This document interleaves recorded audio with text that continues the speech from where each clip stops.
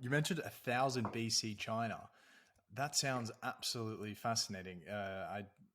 One doesn't even realize that there is 1000 BC histories of more countries than just say Rome and Egypt. Um, is there any records of like Romans or Greeks of the day uh, walking over, traveling over to the east, and then coming back with stories? Where are the great stories of the adventure? This is actually really fascinating. I'm reading a book on Central Asia right now, and the Romans did know about China. And we actually know of a Roman fleet that started in Egypt, sailed all the way to China, and met up with the emperor. The Greeks were far more involved in that part of the world, where the Greeks controlled all the trade in the Indian Ocean to India, to Africa, all that stuff.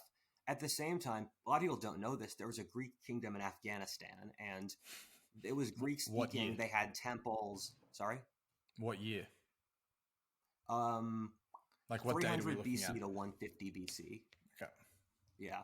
And they had this whole Greek society out in Afghanistan, and it was far more influential than a lot of people think, where they controlled the whole part of Central Asia indirectly, like Uzbekistan, um, Kyrgyzstan, and also they invaded India, and they got as far as Bangladesh, where there was this guy Demetrius who conquered his way all across the north of India, and then died. And the reason no one's heard of him is that India before 1000 AD didn't keep historical records because they thought history didn't really exist and that time wasn't the process of history moving along was an illusion. And so before the Muslims show up, we don't have any records from India of actual history. So hypothetically, there could have been an Indian Genghis Khan in 700 AD and we would have never heard of him.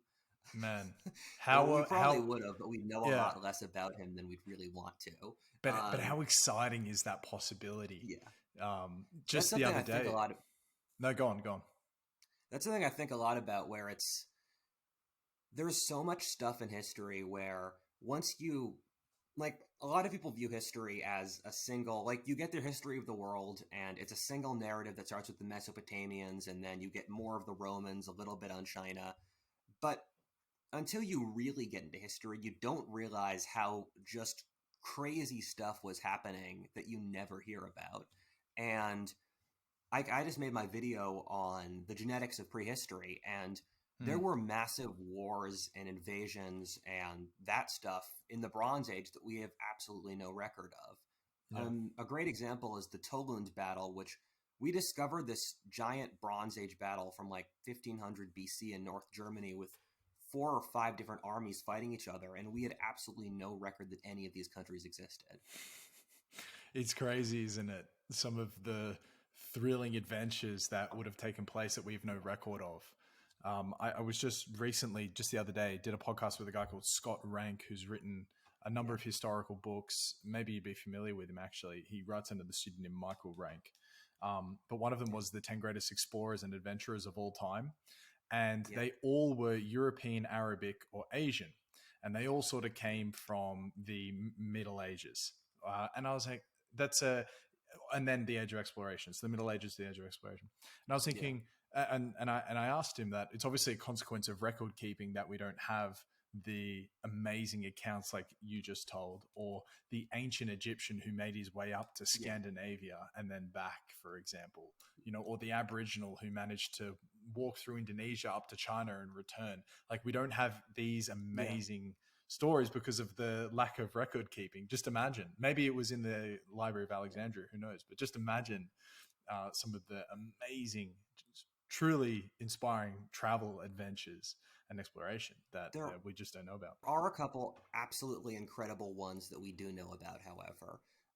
We know the Phoenicians circumnavigated Africa around 200 BC, and we know the Phoenicians said they did that, and we know they did it because they had a couple accounts of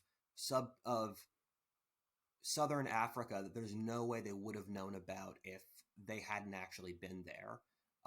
Another example is there's the skull of an Australian Aboriginal in the Brazilian Amazon from 7,000 years ago. And that's because the Australian Aboriginals were the indigenous inhabitants of Southeast Asia. And so apparently a group walked the whole way around Legends. Yeah. There was this guy just to tag to round out the adventurer chat. There's a guy called James Holman who was made who Scott Rank told me about, and I'm now reading his a biography of him. This guy, blind, fully blind, basically traveled to every corner of the planet, walked into a country not knowing the language and not knowing a person in it, yet managed to navigate his way around. And he wasn't a man of means either. He went in there with essentially no resources most of the time. And he was largely forgotten by history because even though he wrote books and was, before he went blind in his early 20s, a very celebrated Navy man for the English. He was largely forgotten because he sort of became this unbelievable caricature. Like, people wouldn't take him seriously. But then this guy managed to relive him. And I mean, it's just, Wow. you talk about an inspiration, such an Yeah. amazing story. What era was that? This is the late 1700s, early 1800s. Oh, wow. So prime So that was English when exploration. I was wondering if you're going to say like the 1950s, and just that adds a whole new degree of awesomeness on top of it, because I don't know, to get to China or something back in that era would have been a 6-month voyage, and now you can get to China in a 20-hour flight. And for a final note on absolutely incredible explorers, I'd like to drop that we think the Vikings might have gotten to Chichen Itza in Mexico, where there's a mural that they discovered that has a Viking longship, or what looks like a Viking longship, with wooden planks structured into it in a way that no Native American people did. It also has pictures of warriors with long shields, with blonde hair and blue eyes, and it shows them next to the boats. And this mural was made in 987 AD, which was within 15 years of when we know the Vikings went to Canada. And also, with the way ocean currents went, if a Viking off the coast of Greenland kind of got blown off the way, he could have ended up in Mexico. And that's just an absolutely incredible voyage that we just know nothing about. And I always think about how many of those guys there were. 100%. How many of those guys were there? Like, where is the account of the Aztec traveler who managed to make his way up north and mingle with the Native Americans? So many fascinating what ifs or whatever of history down that route.